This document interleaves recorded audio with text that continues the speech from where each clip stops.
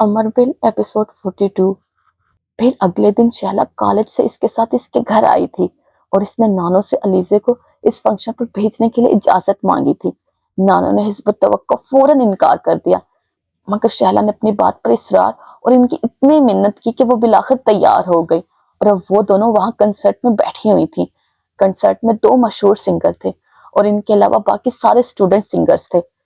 Concert ختم ہونے کے بعد سنگر سے بھی ملیں گے، شہلا نے شور و غل کے درمیان اس سے کہا۔ علیزے بے اختیار خوش ہوئی، مگر کنسرٹ ختم ہوتے ہوتے تو بہت دیر ہو جائے گی۔ پھر علیزے کو اچانک خیال آیا، ایسا کریں گے جب فاروق پرفارم کر لے گا تو ہم سٹیج کے پیچھے جا کر ان لوگوں سے مل لیں گے اور پھر چلے جائیں گے۔ شہلا کو بھی احساس ہوا کہ اس وقت تک دیر ہو جائے گی۔ پھر انہوں نے یہی کیا۔ شہلا کے بھائی نے سٹیج پر 2 گانے گائے اور اس کے دوسرے گانے کے ختم ہوتے ہی وہ دونوں سٹیج کے پیچھے چلی آئی تھی۔ شہلا نے جاتے ہی فاروق کو مبارکباد دی اور پھر کہا، میرا اور علیزے کا تعارف کرواؤ نا ان لوگوں سے، کوئی فائدہ تو ہو تمہارے کنسرٹ کا۔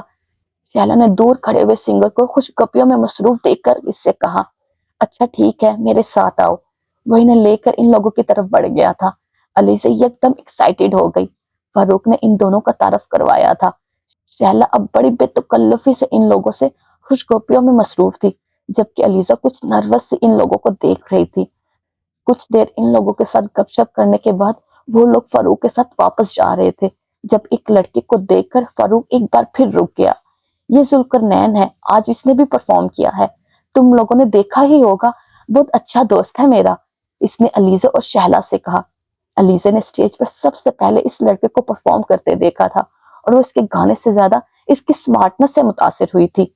ویری گڈ لکنگ یار، اس نے اس کے سٹیج پر آتے ہی شہلا سے کہا تھا، اور اب وہ اس کے سامنے کھڑا تھا۔ آپ لوگوں کو میرا گانا کیسا لگا؟ وہ مسکراتے ہوئے ان سے پوچھ رہا تھا۔ خاصا اچھا گا لیتے ہیں آپ، شہلا نے تعریف کی۔ اور آپ کی کیا رائے ہے؟ وہ علیزے کی طرف متوجہ ہوا۔ اس سے پہلے کہ علیزے کچھ کہتی، شہلا نے شوخ انداز میں کہا، علیزے آپ کی آواز سے زیادہ آپ کی لک سے متاثر ہوئی ہے۔ علیزے کا دل چاہ وہ دھواں بن کر وہاں سے غائب ہو جائے۔ بے تکلفی اور مذاق میں کہا گیا وہ تبصرہ شہلا اس طرح ذوالقرنین کو بتا دے گی، یہ اس کے وہم و گمان میں بھی نہیں تھا۔ ذوالقرنین اور فاروق نے بے اختیار شہلا کی بات پر ٹھیکا سا لگایا۔ ہاں، یہ ہمیشہ اپنی لکس کی وجہ سے فائدے میں رہتا ہے۔ سنگر گڈ لکنگ ہو تو سننے والوں کی توجہ خود بخود بڑھ جاتی ہے، پھر بونگی آواز کو بھی وہ برداشت کر لیتے ہیں۔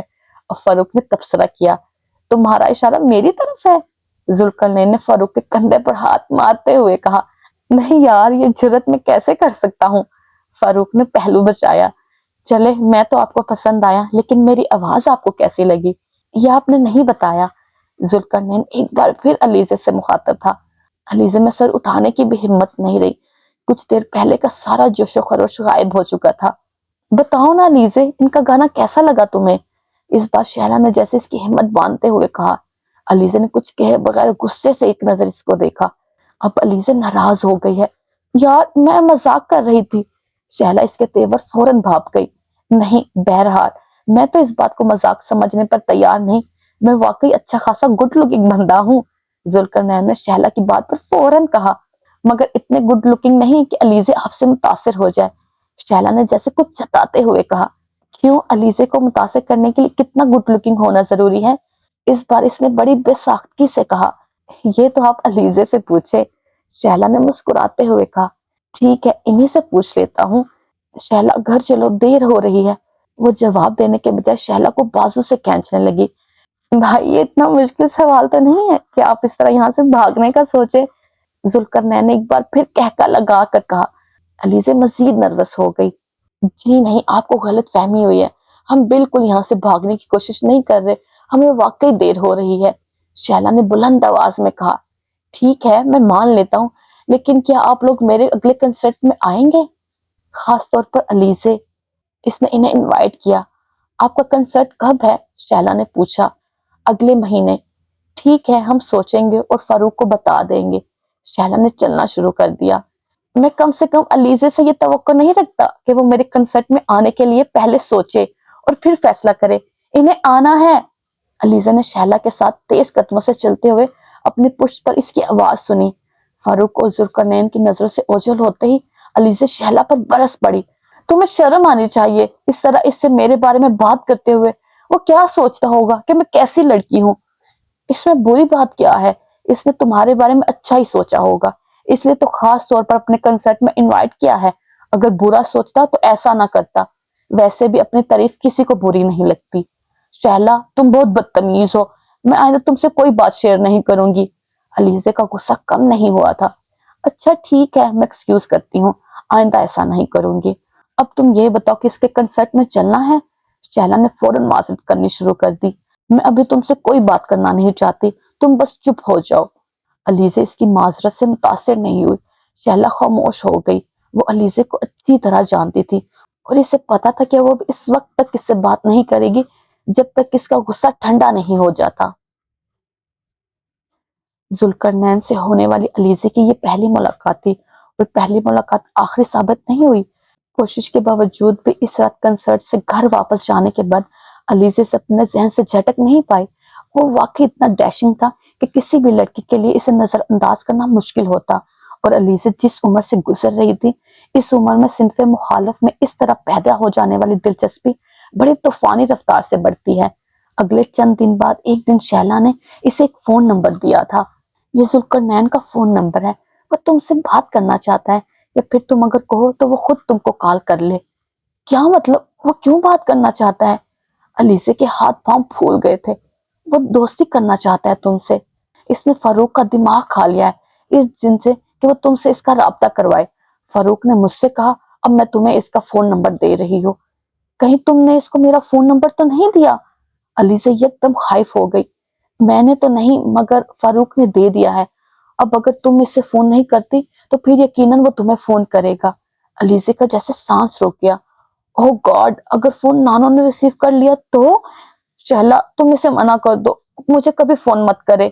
تو پھر بہتر ہے کہ تم خود اس سے بات کر لو، اسے فون کر لو. شہلا نے اس کے سامنے جیسے ایک تجویز رکھی تھی. مگر میں اسے فون پر کیا کہوں؟ نہیں، میں اسے کال نہیں کروں گی. اس نے فوراً انکار کر دیا. اس کا انکار بہت دیر تک نہیں چلا. دوسرے دن لاشعوری طور پر اسے فون کر بیٹھی تھی اور فون کالز کا یہ سلسلہ پھر بڑھتا گیا تھا. ذوالقرنین میڈیکل کالج میں فاروق کا کلاس فیلو تھا اور وہ دونوں تھرڈ ایئر میں تھے. اور نہ صرف فاروق بلکہ شہلا کی بھی ذوالقرنین کے بارے میں اچھی رائے تھی. عمر ان دنوں اسلام آباد میں تھا اور اس کے اور علیزے کے درمیان ہمدردی اور انسیت کا جو ایک تعلق شروع ہوا تھا وہ یکدم جیسے غائب ہو گیا تھا. عمر خود اسے کبھی کال نہیں کرتا تھا. نانو یا نانا ہی اسے کال کیا کرتے تھے اور علیزے کو کبھی اس سے بات کرنے کا موقع نہیں ملا. نہ ہی عمر نے کبھی علیزے سے بات کرنے کی خواہش ظاہر کی. دوسری طرف علیزے کے لیے ان دنوں ذوالقرنین سے بڑھ کر کوئی چیز اہم نہیں رہی تھی. وہ شہلا کو کال کرنے کے بہانے ذوالقرنین کو کال کرتی اور بہت دیر تک اسے باتیں کرتی رہتی. اس کے اندر یکدم بہت سی تبدیلیاں آنے لگی تھی. وہ پہلے سے زیادہ خوش رہنے لگی تھی، خود پر بہت زیادہ توجہ دینے لگی تھی. کرسٹی کے ساتھ بھی پہلے سے کم وقت گزارنے لگی تھی. نانو اس میں ہونے والی ان تبدیلیوں کی وجہ نہیں جانتی تھی، مگر وہ خوش تھی کہ وہ آہستہ آہستہ ڈپریشن کے اس فیز سے باہر آ رہی ہے جس میں وہ پچھلے کچھ عرصے سے تھی. ان کا خیال تھا کہ وہ اب اپنی سٹڈیز پر بھی پہلے کی طرح توجہ دینے لگے گی. ذوالقرنین میں علیزے کو کیا چیز اچھی لگی تھی علیزے خود بھی نہیں جانتی تھی. وہ اس کے لک سے زیادہ متاثر ہوئی تھی یا اس کے سنگل ہونے سے، یا پھر علیزے میں لی جانے والی دلچسپی سے. اسے کچھ بھی ٹھیک سے اندازہ نہیں تھا، مگر وہ صرف اس بات سے خوش تھی کہ وہ یکدم کسی کے لیے اتنی اہم ہو گئی ہے. ذوالقرنین اس کی تعریفیں کرتا تھا اور علیزے کے لیے ان دنوں عمر کی عدم موجودگی میں شاید اسی چیز کی ضرورت تھی. وہ لائک انکل کے ساتھ شام کو جاگنگ کے لیے پارک میں آیا تھا. جاگنگ ٹریک پر دوڑتے ہوئے ہر دوسرے قدم پر ان کے ساتھ کام کرنے والا کوئی نہ کوئی کولیگ یا شناختہ انہیں مل رہا تھا. وہ جاگنگ کرتے ہوئے سلام دعا کا تبادلہ کرتے اور رکے بغیر آگے بڑھ جاتے. میں نے جہانگیر سے کہا تھا تمہیں فورن سروس کے بجائے پولیس سروس میں آنے دے، مگر وہ میری بات ماننے پر تیار نہیں ہوا. جاگنگ ٹریک پر اس کے ساتھ بھاگتے بھاگتے وہ باتیں کرتے جا رہے تھے. تمہارا اپنا انٹرسٹ کس چیز میں ہے؟ کسی میں بھی نہیں. اس کا دل چاہا وہ کہہ دے فورن سروس سے ٹھیک ہے. اس نے ساتھ بھاگتے ہوئے کہا فورن سروس ٹھیک نہیں ہے، اسکوپ نہیں ہے اب اس کا کوئی. ہر پولیٹیکل گورنمنٹ آتے ہی سیاسی بنیادوں پر اپوائنٹمنٹ کر دیتی ہے. 4-6 جو اچھے ملک ہیں وہاں فورن سروس کے کسی بندے کو وہ لگاتے ہی نہیں. جو سیاستدان الیکشن ہار جاتے ہیں मगर पार्टी को अच्छा खासा रुपया देते रहते हैं। वो इन्हीं को उठाकर इन मुल्कों में भेज देती है। बाकी जो मुल्क रह जाते हैं वहां सिर्फ काम ही किया जा सकता है, ऐश करने का कोई इम्कान नहीं होता। और काम इसलिए नहीं किया जा सकता कि मिशन के पास फंड्स ही नहीं होते। जो रुपया गवर्नमेंट देती है इससे बमुश्किल मिशन अपने अखराजात ही पूरे कर सकते हैं। ऐसे हालात में फॉरेन सर्विस में आने का फायदा क्या है? वो फूले हुए सांसों के साथ कह रहे थे। पोस्टिंग मेरा कंसर्न नहीं है, पापा करवा लेंगे। जहांगीर करवा तो लेगा, मगर बात सिर्फ एक पोस्टिंग की नहीं होती। मुसलसल अच्छी पोस्टिंग मिलती रही तब जाकर कुछ फायदा होता है। और जहांगीर को तो खुद इस बार बहुत प्रॉब्लम हुआ है। बड़ी मुश्किल से इसने अपनी पोस्ट बचाई है।